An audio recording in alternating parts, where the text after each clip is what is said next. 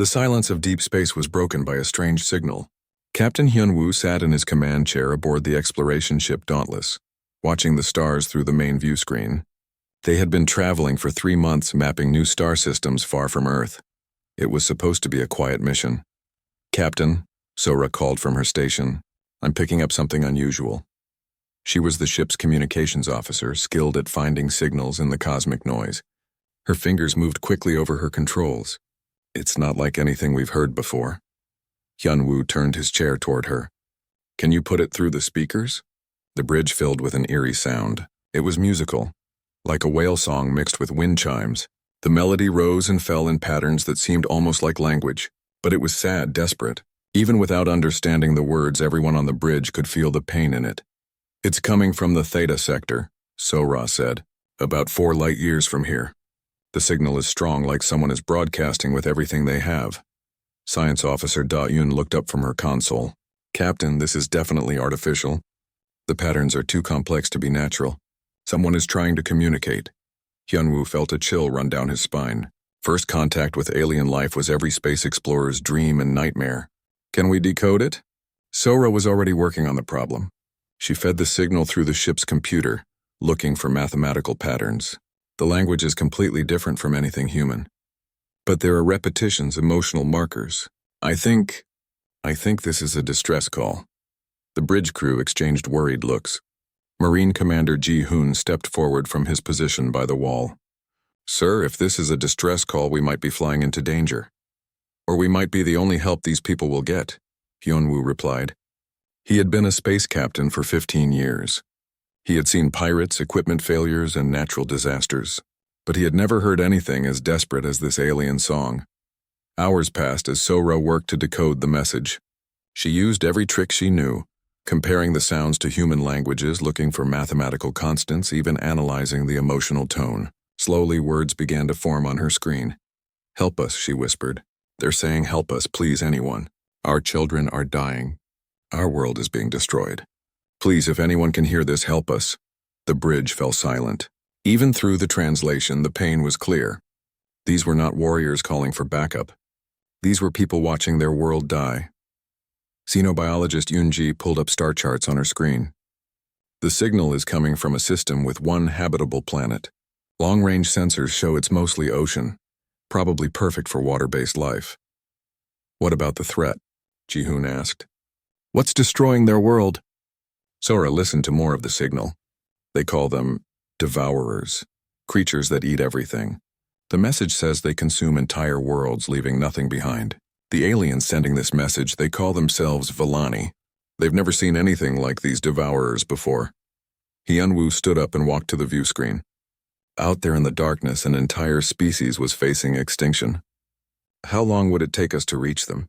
"At maximum speed, 18 hours, came the reply from the navigation officer. "Sir," Ji-hoon said carefully, "we should contact Earth Command first. Get permission and maybe backup." Hyun-woo knew Ji-hoon was right. Protocol demanded they report first contact immediately, but he also knew how long it would take for messages to reach Earth and for orders to come back. By then, the Villani might all be dead. He activated the communication system to Earth. "Earth Command, this is Captain Hyun-woo of the Dauntless.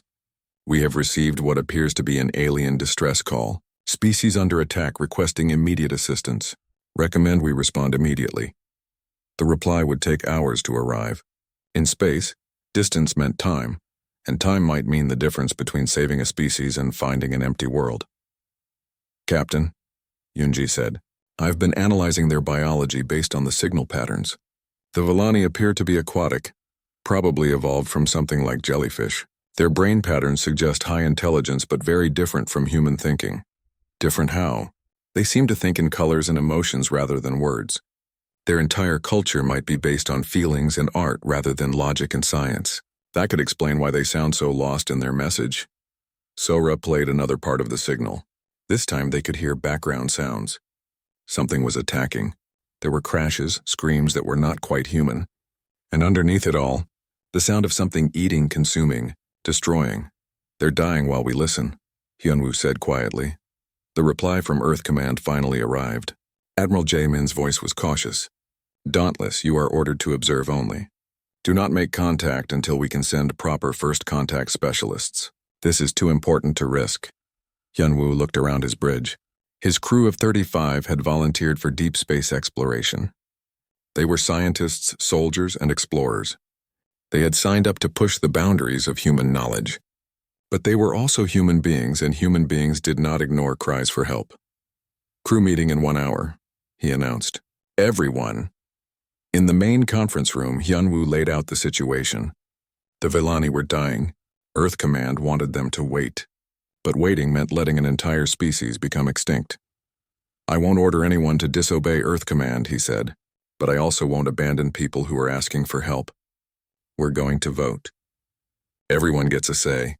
One by one, the crew voted. Scientists, engineers, Marines, and support staff. When the count was done, it was unanimous. 35 votes to help the Villani. Hyunwoo sent another message to Earth. Earth Command, the crew of the Dauntless has voted to respond to the alien distress call. We understand the risks, but we cannot ignore a plea for help. We are changing course to assist. As the ship turned toward the Theta sector, Sora continued listening to the Villani signal. The messages were getting weaker, more desperate. Whole cities were falling silent. But still they broadcast their plea across the stars, hoping someone somewhere would hear them and care enough to help. 18 hours to arrival, the navigation officer reported. Hyunwoo hoped they would not be 18 hours too late. The Dauntless dropped out of faster-than-light travel at the edge of the Thessera system. What they saw made the entire bridge crew gasp in horror. The planet below had once been beautiful. Long-range scans showed it was mostly covered in deep blue oceans with floating cities that sparkled like jewels. But now large patches of the ocean were turning black. Massive shapes moved through the water like underwater storms, leaving destruction in their wake. "My God," whispered Dayun. "What are those things?" Through the ship's telescopes, they could see creatures the size of skyscrapers rising from the dark water.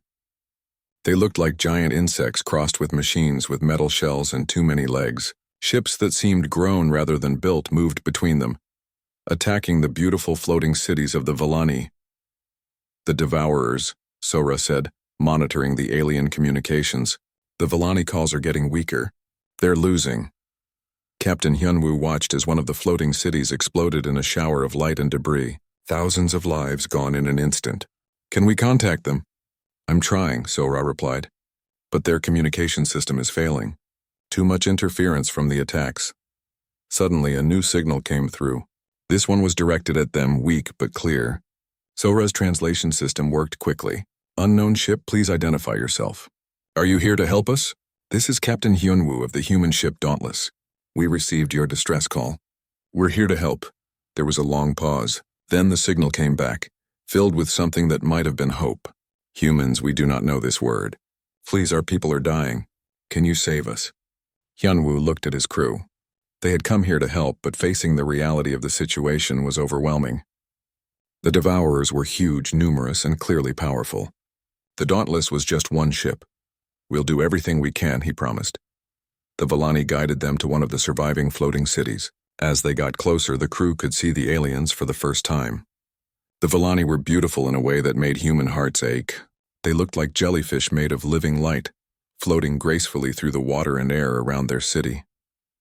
Their bodies pulsed with soft colors that seemed to be their way of speaking. A small Villani ship approached the Dauntless. It was shaped like a giant shell and moved through space like it was swimming. "May we come aboard?" the aliens asked. "Our leader wishes to meet the humans who answered our call." Hyunwoo and diplomat Minho met the Villani delegation in the main cargo bay. The aliens could breathe air, but they preferred to stay in floating bubbles of water that moved with them. Their leader was larger than the others, with tendrils that sparkled like stars. "I am Tae-young," the alien said through the translation system. His voice was like music. "I lead what remains of our people. You came when we called, why?" Minho stepped forward. He had trained for first contact situations, though nothing like this. "Because you needed help. Because no one should die alone in the dark." Tae-young's colors shifted to patterns that seemed to indicate confusion. "You do not know us. We have nothing to offer you. Why would you risk your lives for strangers?" "Because it's the right thing to do," Hyunwoo said simply. The concept seemed to puzzle the Villani leader. Through careful questioning, Minho learned that the Villani had never encountered altruism between different species before. Their own society was built on cooperation, but they had never imagined that strangers from across the galaxy might help them. "Tell us about the Devourers," Minho requested. Tae-young's colors turned dark. "They came from the void between stars 6 days ago. They eat everything. Our cities, our people, our very world. We tried to hide, to run, but they find us everywhere. We have no weapons. We have never needed weapons." "Never?" Ji-hoon asked, stepping forward. "How do you protect yourselves?" "Protect from what?" Tae-young asked. "Our world has no predators. Our people have no conflicts. We create art, we explore the deep places of our ocean, we sing to the stars. We have never heard anything." The humans exchanged glances. A species that had never known violence, never needed to fight, never even imagined the concept of war. It was beautiful and terrifying at the same time. "We need to see the enemy," Ji-hoon said. "Can you show us how they fight?" Tae-young led them to the city's observation center. Through massive transparent walls, they could see the ocean stretching to the horizon. But in the distance, the water was black with devourer ships. As they watched, one of the insect-like creatures burst from the water and attacked a small Villani outpost. The Villani defenders did exactly what Tae-young had said they would do. They ran. They had barriers and shields, ways to hide and escape, but no weapons. No way to fight back. The devourer tore through their defenses like they were made of paper. "This is how every battle goes," Tae-young said sadly. "They attack, we run. They follow, we hide. But there are so many of them and so few places to hide." Ji-hoon watched the battle with the eyes of a professional soldier. "Their tactics are simple," he said to Hyunwoo. "Pure overwhelming force. They've never fought anyone who fought back." "What do you mean?" Yoonji asked. "Look at their formation. They just charge straight ahead. No strategy, no backup plans. They're programmed to chase fleeing prey." Ji-hoon pointed at the devourer ships. "They've probably never encountered resistance. Every species they've fought has run away." As if to prove his point, alarms began sounding throughout the Villani city. Tae-young's colors flashed in panic. "They've found us!" "The Devourers have found this city." Through the observation windows, they could see dozens of the insect creatures rising from the water. They moved like a swarm, fast and coordinated, heading straight for the city. "All Villani, prepare for evacuation," Tae-young called through their communication system. "Humans, you must flee. Your ship is small. They will destroy you." But Hyunwoo was already activating his communicator. "Dauntless, this is the captain. Red alert. We have incoming hostiles. Prepare for combat." "Combat?" Tae-young asked. "What is combat?" Minho realized that the aliens literally had no word for fighting. Their language had evolved without the concept of violence. "We're going to fight them," he explained carefully. "We're going to hurt them so they can't hurt you." The idea was so foreign to Tae-young that his translator couldn't process it. His colors flashed in patterns that indicated total confusion. The first devourer reached the city's outer barriers. Instead of trying to break through carefully, it simply smashed into them with brute force. Alarms screamed as the barriers began to fail. "They're coming," Ji-hoon said grimly, "and they think we're just more prey." High above, the Dauntless moved into position. The crew had never fought aliens before, but they had trained for combat against unknown enemies. As the first Devourer ships rose toward them, Hyunwoo gave the order that would change everything. "All weapons. Fire at will." The space around Thesara Prime lit up with the first battle between humans and aliens. But this time the aliens weren't running away. Teaching a species that had never known violence how to fight was the hardest thing Ji-hoon had ever attempted. He stood in the main hall of the Villani city, surrounded by dozens of jellyfish-like aliens whose colors flickered with confusion and fear. "The first thing you need to understand," he said carefully, "is that we're not teaching you to be killers. We're teaching you to be protectors." Dongsu, the young Villani engineer, pulsed with nervous light. "But protection means hurting others. How can something good come from something bad?" "Sometimes bad actions can have good results," Minho explained, translating complex ideas into concepts the Villani could understand. "Like cutting someone's body to remove a disease. The cutting hurts, but it saves the person's life." The Villani struggled with this idea. Their entire culture was built on the belief that causing harm was wrong. But as they watched human Marines demonstrate basic combat techniques, some began to see the logic. "Show them the children," Tae-young suggested.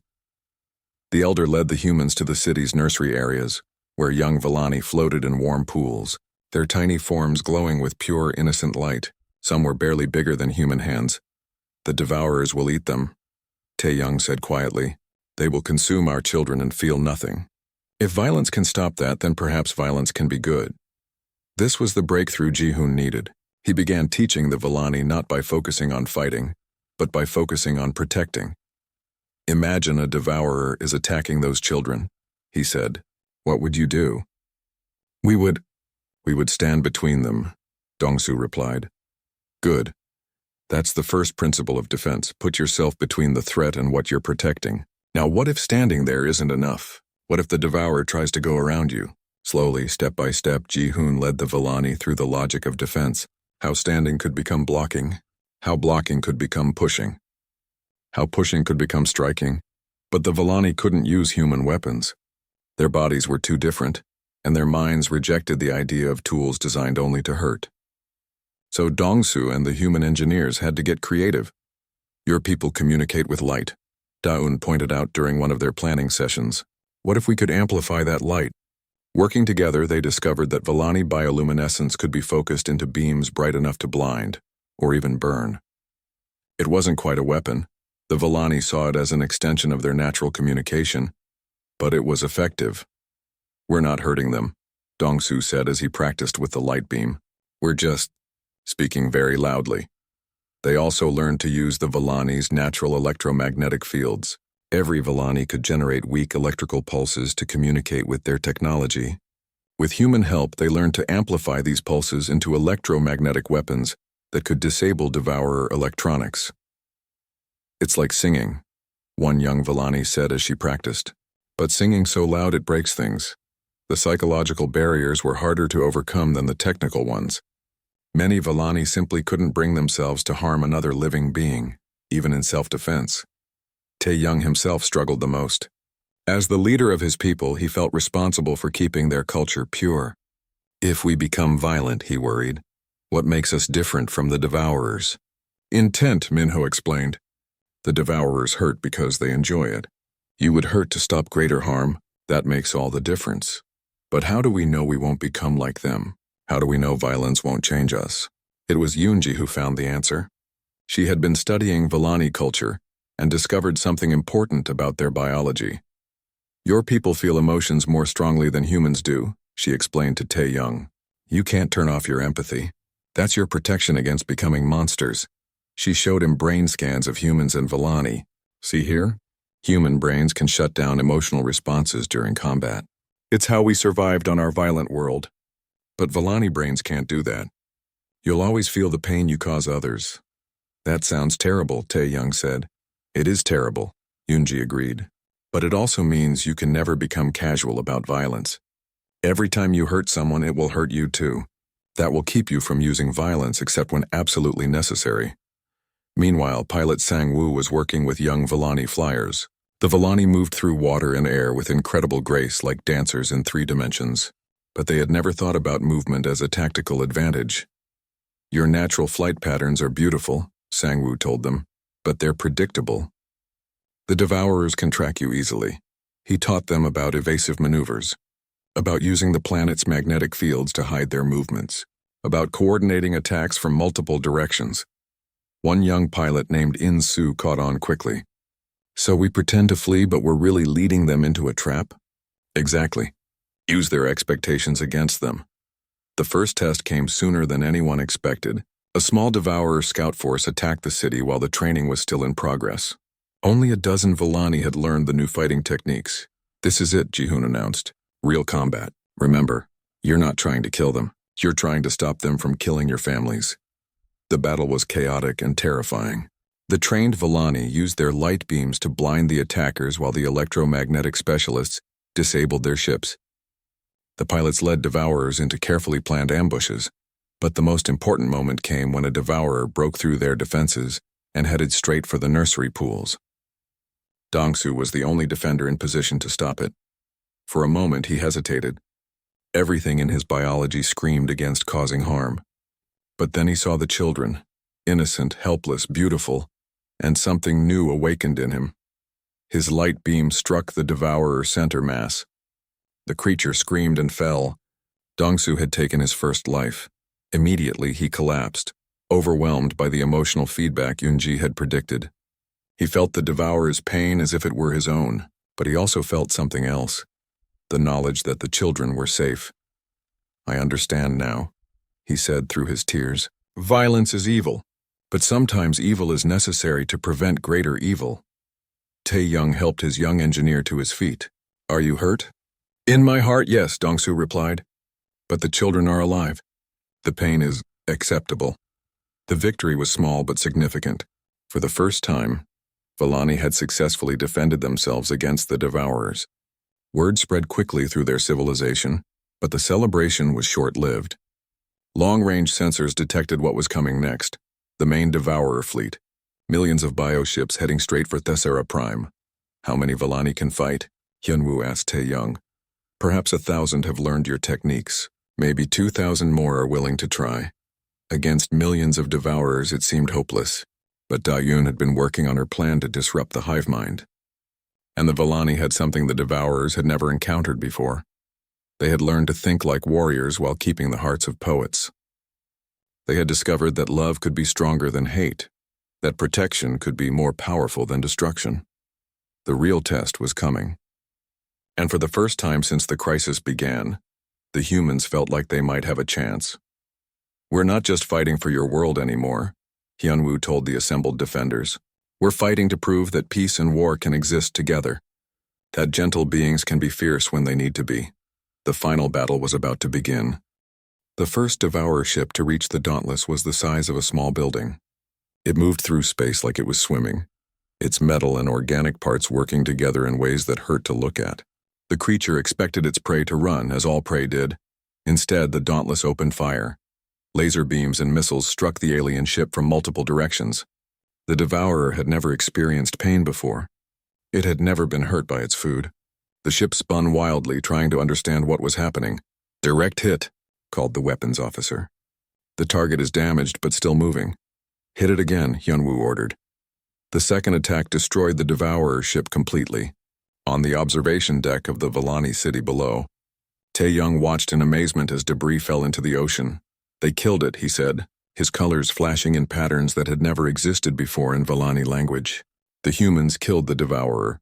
More devourer ships rose from the water, but something was wrong with their attack. They had been programmed by millions of years of evolution to chase fleeing prey. When the Dauntless moved toward them instead of away, their simple minds couldn't process it. Ji-hoon led a team of Marines to repel boarders when 3 smaller devourers managed to attach themselves to the ship's hull. The aliens cut through the metal and poured into the corridors like insects. The Marines were ready. "Remember, these things have never fought an enemy that fights back," Ji-hoon told his team. "Use that." The devourers moved in straight lines, expecting their enemies to run down the corridor away from them. Instead, the Marines had set up crossfire positions. They attacked from the sides and behind, using tactics that the simple-minded aliens couldn't understand. In 15 minutes, it was over. The boarders were dead, and the Dauntless had destroyed 6 more devourer ships. But the victory came with a cost that the humans hadn't expected. Back on the Vallani city, Tae-young was broadcasting to his people. His colors were flashing in rapid, confused patterns. "The humans fight," he told them. "They hurt the devourers. They make them die." Some of the Vallani were amazed. Others were horrified. They had never seen violence before, and watching the humans destroy their enemies was as shocking as the devourer attack itself. Yoonji realized the problem when she heard the Vallani conversations. "Captain," she called from her science station, "we need to be careful. The Vallani are traumatized by our fighting. They've never seen anything die before." Minho was already working on the problem. He opened a communication channel to Tae-young. "We know this is frightening," he said gently. "But sometimes to protect those you love, you have to fight those who would hurt them." "But killing is wrong," Tae-young replied. "All life is precious. How can you take life? Because if we don't stop them, they'll take all life on your world," Minho explained. "Sometimes the only way to save many lives is to take a few." It was a concept that had never existed in Vallani culture. They had to create new words, new ways of thinking, just to understand what the humans were telling them. Da-yoon made an important discovery while studying the destroyed devourer ships. Captain, their technology is weird. It's part biological, part mechanical, but more importantly, they seem to share a kind of group mind. What does that mean? Hyunwoo asked. It means they think together like a hive of bees. That makes them very good at coordinating attacks, but it also gives us a weakness to exploit. She showed him the data on her screen. If we can disrupt their shared consciousness, we might be able to confuse them or even make them fight each other. While Da-un worked on that problem, Yoonji was trying to explain human evolution to the fascinated Villani. She had set up a holographic display in the city's main meeting area. Our world is different from yours, she told the gathering of jellyfish-like aliens. On Earth, everything tries to kill everything else. The Villani colors flashed in disbelief. That cannot be true. It is true, Yoonji said sadly. Our ancestors had to fight to survive every day. Predators hunted them. Diseases killed them. Natural disasters destroyed their homes. The only humans who survived were the ones who could fight back. She showed them images of Earth's history. Lions hunting zebras, volcanoes destroying cities, storms sinking ships, wars between human tribes. Your world made you beautiful and peaceful, Yoonji continued. Our world made us dangerous and violent. But that violence taught us how to protect those we love. Tae-young studied the images. Your people have suffered much pain. Yes, Yoonji agreed. But that pain taught us how to stop others from suffering.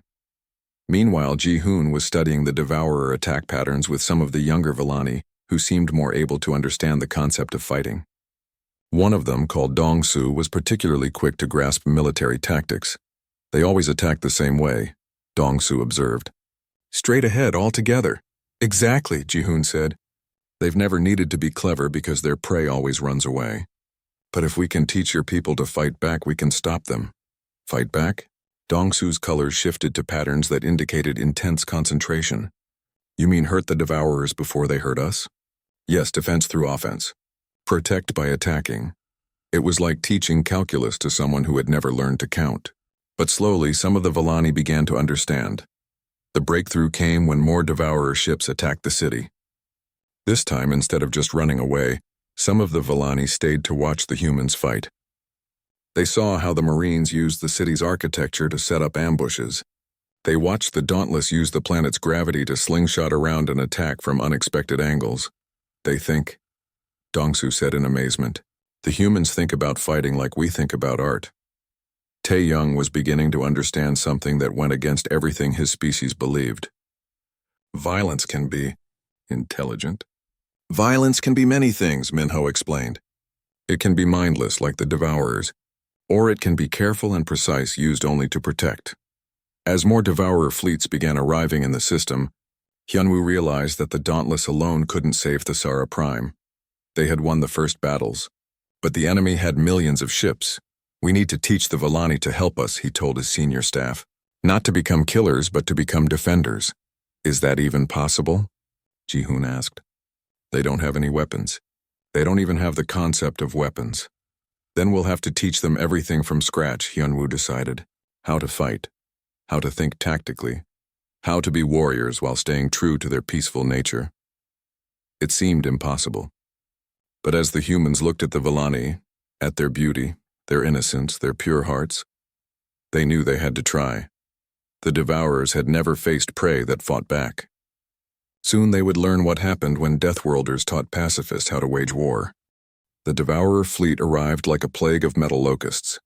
Millions of bioships dropped out of faster-than-light travel at the edge of the Thesera system, so many that they blocked out the stars. Each ship was hungry, programmed by evolution to consume everything in its path. Captain Hyunwoo stood on the bridge of the Dauntless, watching the enemy fleet approach. Behind him, his crew worked frantically to coordinate the defense. Around the planet, every Villani ship that could fly had joined the battle, from tiny personal craft to massive city carriers. How many? He asked. Computer estimates over 3 million ships, Sora reported, and more arriving every minute. It was overwhelming. The combined human Villani force numbered less than 10,000 ships. But Hyunwoo had learned something important. During his time with the Villani, sometimes the smallest, light could push back the greatest darkness. Begin. Operation Harmony, he ordered. Da-un activated her special project. Over the past days, she had been working with Villani scientists to modify their planet-wide communication network. Instead of just carrying messages, it now carried something else, a virus designed specifically for the devourer hive mind. "Transmitting now," she announced. The signal raced out from Thesara Prime, carrying a simple but devastating message into the collective consciousness of the devourer fleet. It was the concept of doubt, the idea that prey could become predator, that the strong could become weak.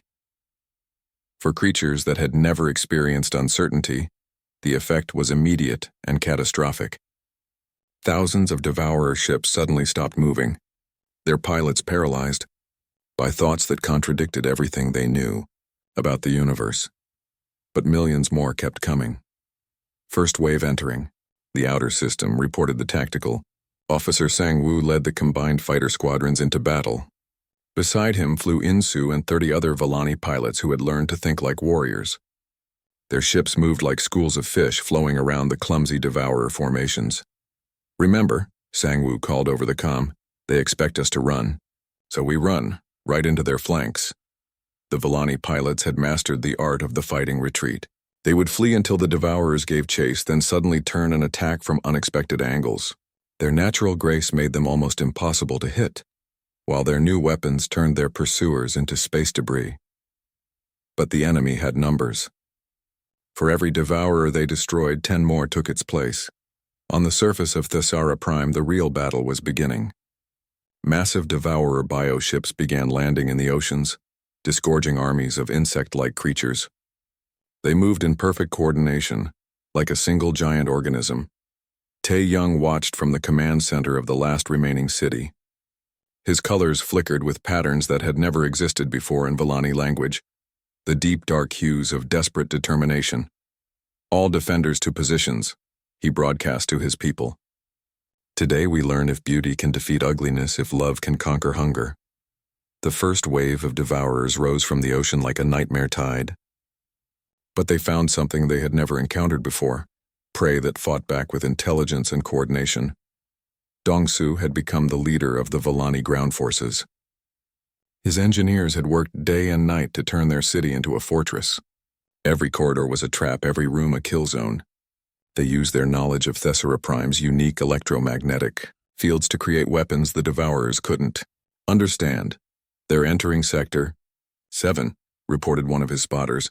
"Activate the resonance field," Dongsu ordered. The devourers charging through the underwater approaches suddenly found themselves caught in a sonic trap. The same harmonics the Volani used for music became a weapon that shattered their coordination and sent them fleeing in panic. But the victory was temporary. More devourers kept coming, learning from each failure, adapting to each trap. In space, Ji-hoon led a desperate boarding action against the Central Devourer command ship. His Marines fought alongside Volani warriors who had overcome their peaceful nature to protect their families. Together, they carved a path through hordes of insect soldiers toward the ship's brain.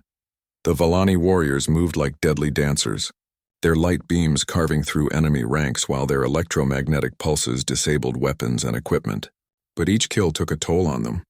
Unlike humans, they felt every death as a personal wound. "Keep moving," Ji-hoon shouted as they fought their way deeper into the alien ship. "We have to reach the Queen." The Devourer Queen was a massive creature, part insect, part machine, part living computer. She was the central node of the hive mind, coordinating the attacks across the entire system. Tae-young had insisted on joining the boarding party, despite the danger. "This is my people's war too," he had said. "I will not hide while others fight for us now." As they faced the Queen in her lair deep inside the command ship, the elderly Volani leader made the hardest decision of his life. "I can disrupt her," he told Ji-hoon. "My people's natural electromagnetic field, if I amplify it enough, will scramble her brain." But the power required, he didn't need to finish. They all understood. It would kill him. "There has to be another way," Ji-hoon protested. "No," Tae-young said peacefully. "This is how it must be. I am old. I have lived a full life of beauty and wonder. Let my death purchase life for the young." Before anyone could stop him, Tae-young began to glow. His bioluminescence intensified beyond anything the humans had seen before. His entire body became a beacon of pure energy. The Queen screamed as the electromagnetic pulse tore through her mind. Across the system, devourer ships suddenly lost coordination. The hive mind that had made them so effective also made them vulnerable. When the center fell, the whole network collapsed. Tae-young collapsed as well, his light fading. But his sacrifice had worked. The Devourer fleet was in chaos, now! Hyunwoo ordered from the bridge of the Dauntless. All ships, all weapons! Hit them while they're confused. The combined human-Villani fleet struck like an avenging angel. Ships that had been built for exploration and art became instruments of righteous fury. The Devourers, cut off from their collective intelligence, fought like animals. Dangerous but no longer coordinated. The battle raged for hours. Slowly, impossibly, the defenders began to win. The Devourers, faced with prey that fought back with intelligence and sacrifice, began to retreat. Their simple minds couldn't process the concept of losing to their food. As the last Devourer ships fled into deep space, a strange quiet fell over Thesara Prime. The war was over, but the cost had been enormous. 2 of the 5 Villani cities were destroyed. Thousands had died, including brave humans who had given their lives for strangers.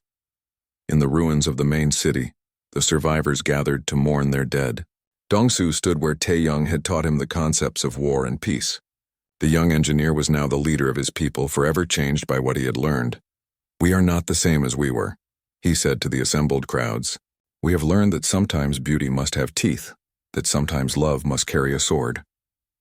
But we are still Villani. We are still peaceful at heart." Hyunwoo placed a hand on the young alien's shoulder. "Your people fought magnificently. Tae-young would be proud." "Will they come back?" Dongsu asked. "The Devourers? Maybe," Hyunwoo admitted. "But if they do, you'll be ready. And you won't be alone." Across the galaxy, other peaceful species had monitored the battle. They had seen what happened when prey learned to be predators, when the gentle learned to be fierce. Already distress calls were coming in from dozens of worlds, asking for help against their own destroyers. The humans looked at the stars and realized their role in the galaxy had changed forever. They were no longer just explorers. They were teachers, guardians, the ones who would show others how to fight for what they loved. The war for Thesara Prime was over. But the larger war, the war to teach peace through strength, was just beginning.